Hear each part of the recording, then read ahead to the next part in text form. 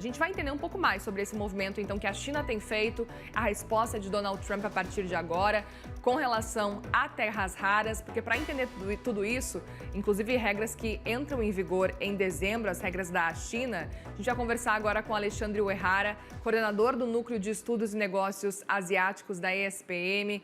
Muito bem-vindo mais uma vez aqui, obrigada por conversar com a gente, Alexandre, boa tarde. Olá, boa tarde, Muriel. Mais uma vez, muito obrigado pelo convite. Um prazer falar com vocês. Prazer é nosso em te receber. Quero saber a sua percepção diante desse anúncio da China, antes de mais nada, e aí a gente começa a avaliar esses desdobramentos.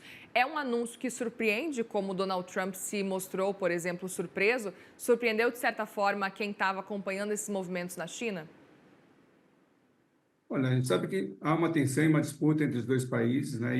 E neste momento o que a gente percebe é que esta cartada, vamos chamar assim, né, já que é um jogo de poderes entre os dois países, cria aí um espaço maior agora para a China poder negociar com os Estados Unidos, né? Então, os Estados Unidos têm trabalhado com as tarifas, elevando as tarifas, isso desde o começo do mandato do presidente Trump, e a China já chegou a dizer, olha, bom, elevar as tarifas para nós já chegou no patamar que não tem mais efeito, né? É ineficaz a elevação de tarifas. E a China aprendeu e tem agora utilizado um pouco de outros instrumentos que não as tarifas para tentar aumentar seu poder de barganha. E eu diria que essas medidas que foram adotadas agora é um elemento que vai eventualmente ser utilizado na conversa, nas conversações que vão ser levadas à frente agora pelo Xi Jinping e pelo presidente Trump.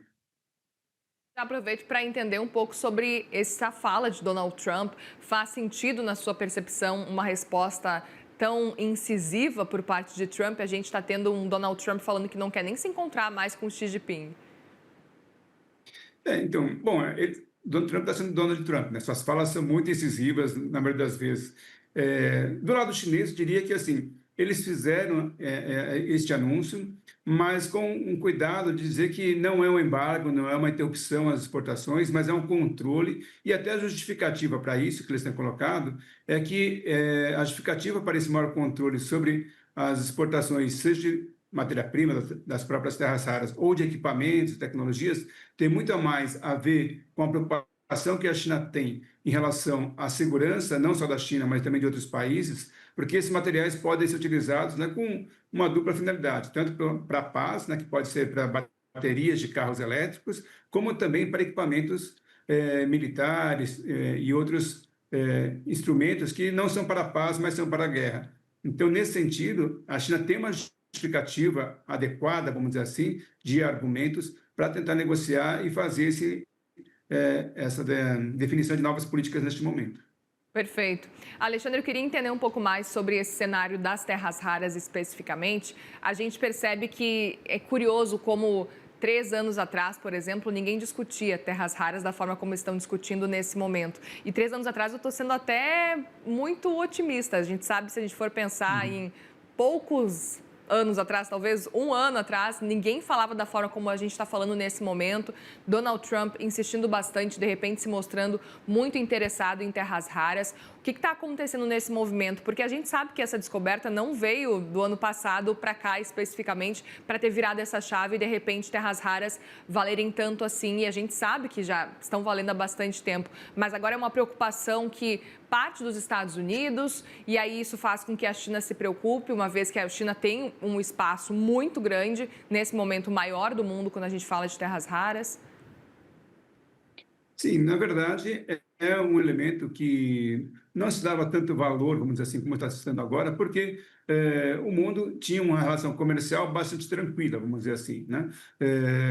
E mesmo os Estados Unidos, sabendo da importância desse produto, dessa matéria-prima, os próprios Estados Unidos e algumas indústrias americanas deixaram de investir nessa área porque a China fornecia este produto com muita facilidade, não havia restrições.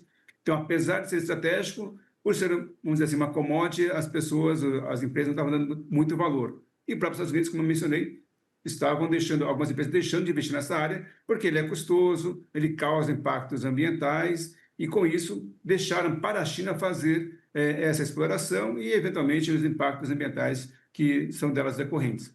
A partir do momento em que o presidente Trump começou a trazer algumas ameaças contra a China, obviamente, ao longo desse período do governo Biden, eu creio que esteve estudando quais seriam os elementos para poder fazer uma contramedida para poder abrir espaço de negociação e identificou que as terras raras hoje, de fato, ela é fundamental, né? Não porque ela seja rara, como todo mundo já sabe, Uhum. mas porque, de fato, ela desempenha hoje um papel fundamental nas várias indústrias hoje de tecnologia, também na indústria de defesa, eletroeletrônicos e por aí vai. Então, ela é muito importante e por isso ela ganhou essa dimensão hoje, porque a China tem usado hoje como elemento de negociação com os Estados Unidos.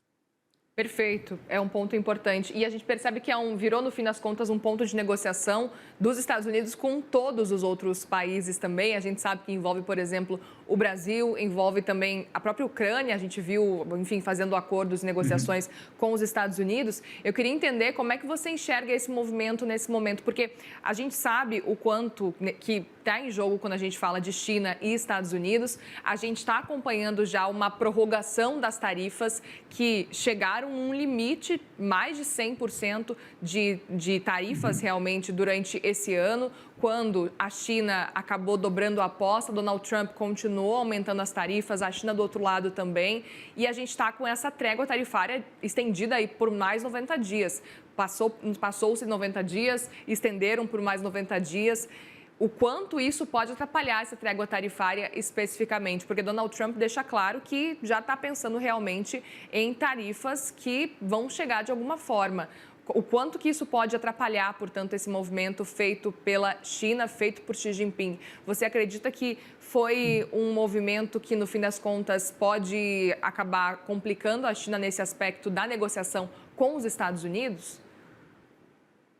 Olha, nesse momento que a gente, olhando para a economia americana, e olhando até pelos resultados das bolsas que você mencionou agora há pouco, a gente percebe que existe uma certa vulnerabilidade em relação a essas ações chinesas. Os Estados Unidos começaram a demonstrar ali uma certa preocupação com a inflação, né, com a criação de um número menor de empregos. Então, isso pode já ser efeitos dessas ações de elevação de tarifas que o presidente Donald Trump fez ao longo deste ano.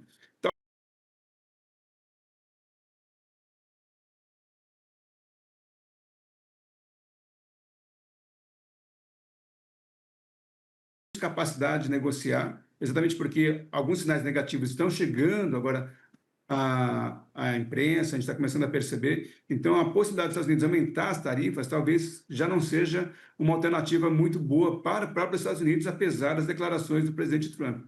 Então, neste momento, o que eu vejo é que a elevação de tarifas para a China, ela já disse que não se importa muito mais, porque elevando mais as tarifas interromperia o próprio comércio, não faria sentido para a China elevar as tarifas.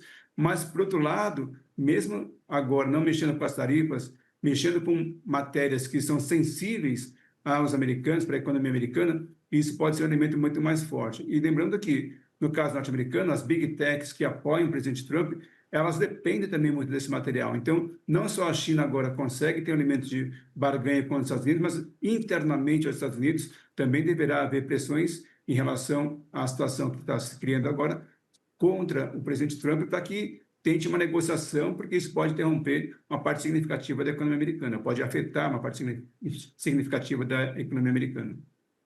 Muito bem, Alexandre Uehara, coordenador do Núcleo de Estudos e Negócios Asiáticos da ESPM. Obrigada mais uma vez por esclarecer esse cenário para a gente, por nos ajudar a entender um pouco melhor o que está acontecendo nesse momento. Bom trabalho aí para você, bom fim de semana também. Obrigado. Bom final de semana a todos. Obrigada.